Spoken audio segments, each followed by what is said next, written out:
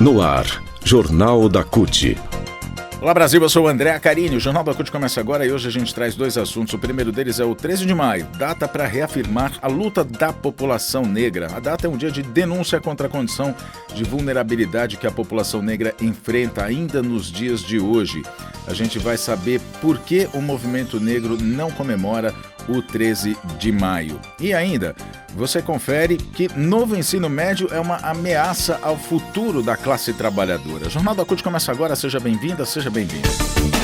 Rádio CUT, aqui a classe trabalhadora tem voz. A gente começa falando sobre o 13 de maio, o dia da abolição da escravatura, completando esse ano 136 anos. Foi em 1888 a assinatura da Lei Áurea pela Princesa Isabel. A gente vai entender um pouquinho agora aqui no Jornal da CUT por que os movimentos negros não comemoram essa data.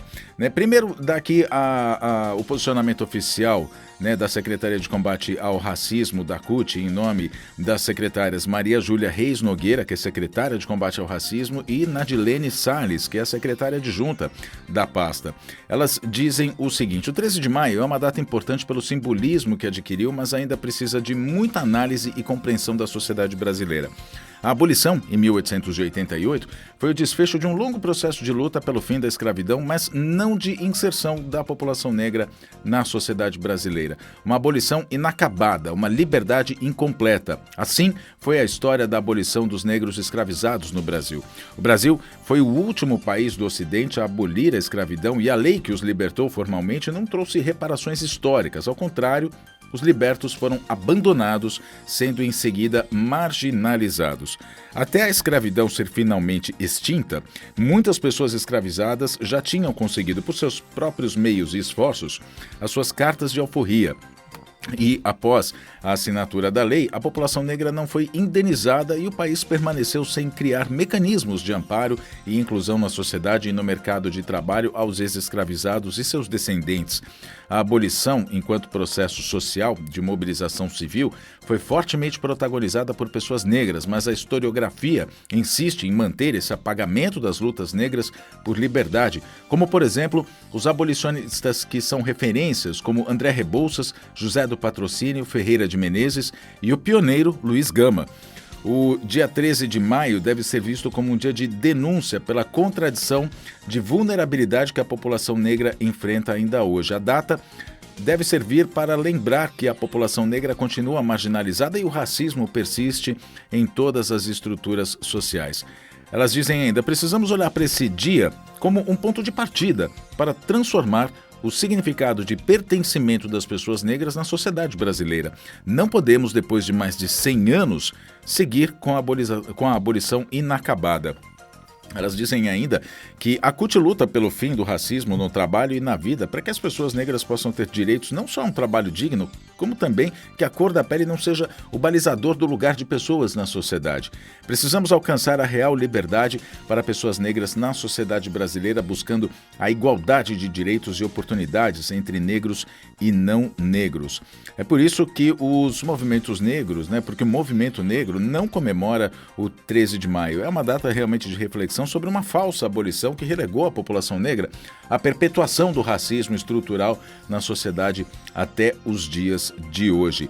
As lideranças dos movimentos sindical e do movimento negro explicam que ao assinar a Lei Áurea, só para a gente reforçar, a Princesa Isabel, lá em 1888, não editou nenhuma medida para garantir uma sobrevivência digna para os negros e negras que foram sequestrados no continente africano e escravizados durante 300 anos na América do Sul e em outros países também, mas a gente está falando do Brasil.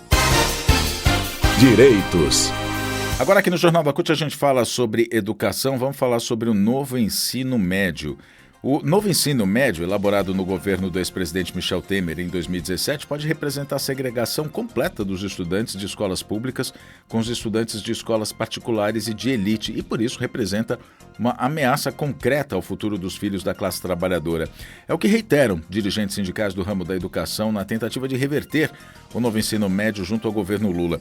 O professor e secretário nacional de Administração e Finanças da CUT, o Ariovaldo de Camargo, explica que o novo ensino médio, conhecido conhecido como NEM também, né, na sigla, não prepara os estudantes para o Enem ou para os vestibulares das universidades públicas e que, por isso, não deve ser colocado em prática nas escolas de elite, ficando reservado aos alunos da escola pública, que terão mais dificuldades para acessar as melhores universidades. Ari diz o seguinte: todo mundo tem o direito de receber a melhor formação possível para a vida e para o mercado de trabalho. E não é isso que o novo ensino médio coloca. Reivindicamos que ele seja radicalmente modificado e temos adesão da sociedade para isso.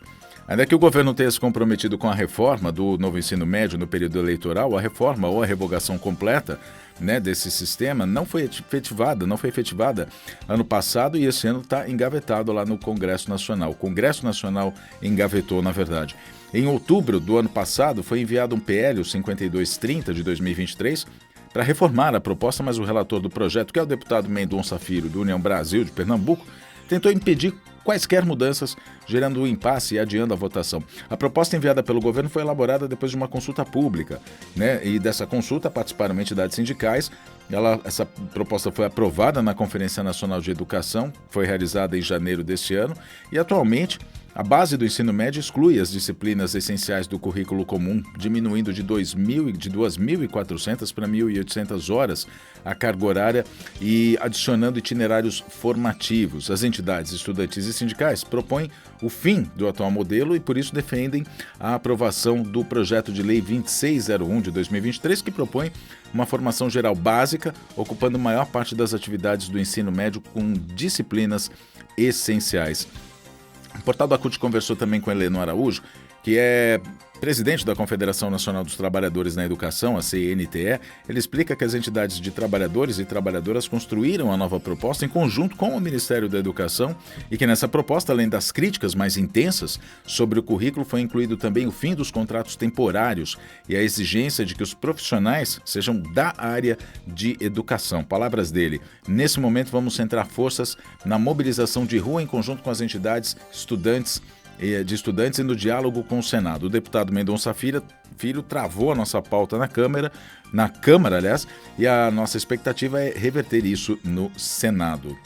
Falar aqui rapidamente sobre as diretrizes propostas com o PL como reforma do novo ensino médio, é a retomada, né, o que querem as entidades, é a retomada do mínimo de 2.400 horas de formação geral básica para todos os estudantes cursarem o ensino médio sem integração com um curso técnico, a retomada das disciplinas obrigatórias, incluindo língua espanhola, que deve voltar a ser obrigatória em todas as redes num prazo de 3 anos, a permissão excepcional para que as redes ofertem a formação geral básica em 2.100 horas, desde que articulada com o curso técnico de, no mínimo, 800 horas, a delimitação de 4 possibilidades de itinerários formativos, que são chamados de percursos de aprofundamento e integração de estudos propedêuticos.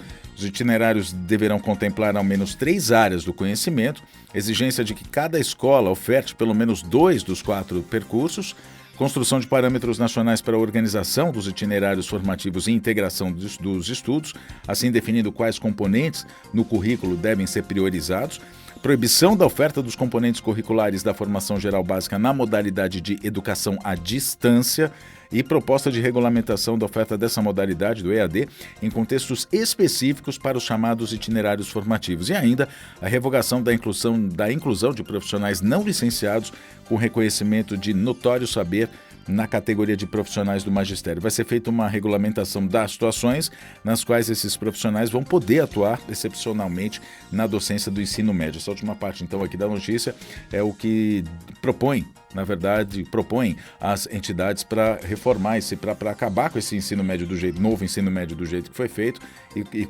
fazer um novo sistema aí mais eficiente para a educação, para que a educação tenha qualidade. O Jornal da CUT fica por aqui.